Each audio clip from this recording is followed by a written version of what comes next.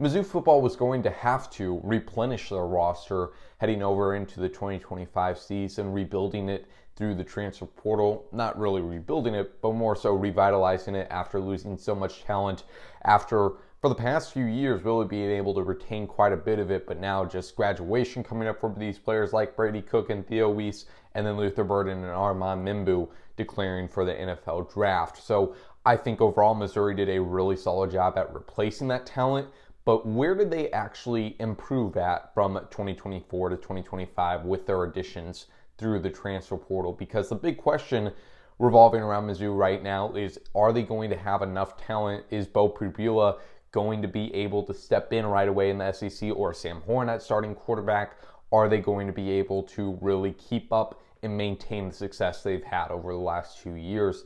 And I think it will definitely help if these positions turn out to perform as well as they look on paper in the transfer portal. And I think Missouri straight up improved where they are at these two positions from 2024 to 2025.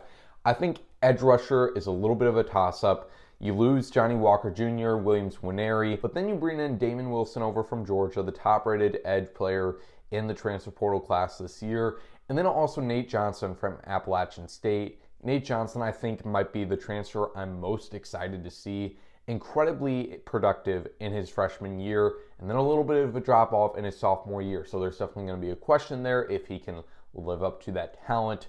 But excited to see what those two can add, and I think that's a very promising edge room there. And then I think Zion Young is going to make some really big strides for what he already showed last year. And then next up, I think Missouri also just improved where they were at the safety position. They did have Dalen Carnell announcing he'd return, so that helps them out a lot as well. But they do lose Joseph Charleston, the starter, so they were going to have to replace that through the transfer portal. But then they really cover that pretty well. They had Jalen Catalon coming over from UNLV, an all-conference player there in the Mountain West, and I would expect him to be the starter. He's the one-year rental to come in and start, but he has plenty of experience.